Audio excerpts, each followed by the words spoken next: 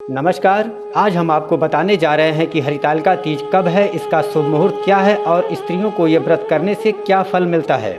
हरितालिका तीज भाद्रपद के शुक्ल पक्ष की तृतीया तिथि को मनाई जाती है। इस दिन भगवान शिव और माता पार्वती के पूजन का विशेष महत्व होता है। हरितालिका तीज को कई जगहों पर तीजा के नाम से भी जाना जाता है। इस दिन सुहागिन महिलाएं अपने पति की लंबी आयु और सुख समृद्धि के लिए ये व्रत रखती हैं। ये व्रत निराहार और निर्जला किया जाता है। हरितालिका तीज हरियाली और कजरी तीज के बाद मनाई जाती है।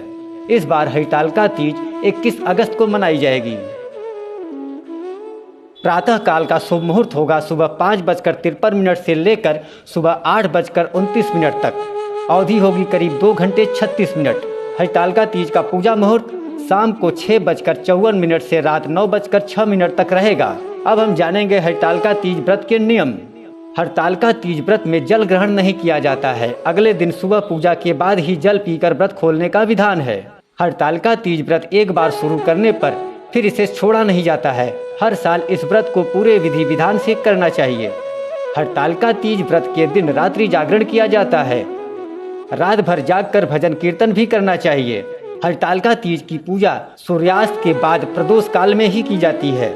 इस दिन भगवान शिव, माता पार्वती और भगवान गणेश की बालू और रेत या काली मिट्टी की प्रतिमा हाथों से बनाई जाती है। पूजा स्थल को फूलों से सजाकर एक चौकी रखकर उस पर केले के पत्ते बिछाएं और भगवान शंकर, माता पार्वती और भगवान गणेश की प्रतिमा स्थापित करें। इसके बाद भगवान शिव, माता पार्वती और भगवान गणेश का पूजन करें। इस व्रत की मुख्य परंपरा माता पार्वती को सुहाग की सारी वस्तुएं चढ़ाना है। हरितालिका तीज की पूजा में शिव जी को धोती और अंगोछा चढ़ाया जाता है। बाद में यह सामग्री किसी ब्राह्मण को दान दे दी जाती है। तीज की कथा सुने और रात्रि जागरण करें। आरती के बाद सुबह माता पार्वती को सिंदूर चढ़ाएं और हलवे का भोग लगाकर व्रत खोलें। अब हम जानेंगे कि यह व्रत करने से स्त्रियों को क्या क्या फल मिलता है। मान्यता है कि इस व्रत को निर्जला रखकर शाम को 16 श्रृंगार करके भगवान शिव के मंदिर में जल चढ़ाने और माता पार्वती को चुनरी अर्पित करने से वैवाहिक जीवन में खुशहाली आती है।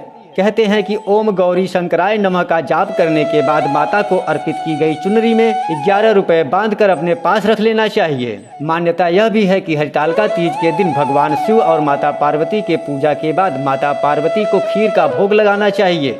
इसके बाद खीर पति को खिलाएं। उपवास खोलने के लिए आप भी वही खीर खाएं।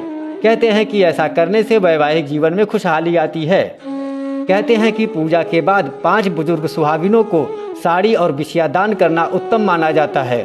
दान के बाद पति के पांव छुएं। कहा जाता है कि ऐसा करने से दाम्पत्य जीवन सुखमय होता है। हरितालिका तीज के शुभ मुहूर्त में पति से अपनी मांग भरवाएं। मान्यता है कि ऐसा करने से पति पत्नी के बीच में प्रेम बढ़ता है। अगर आपको हमारी जानकारी पसंद आई हो तो हमारे चैनल को सब्सक्राइब करना ना भूलें।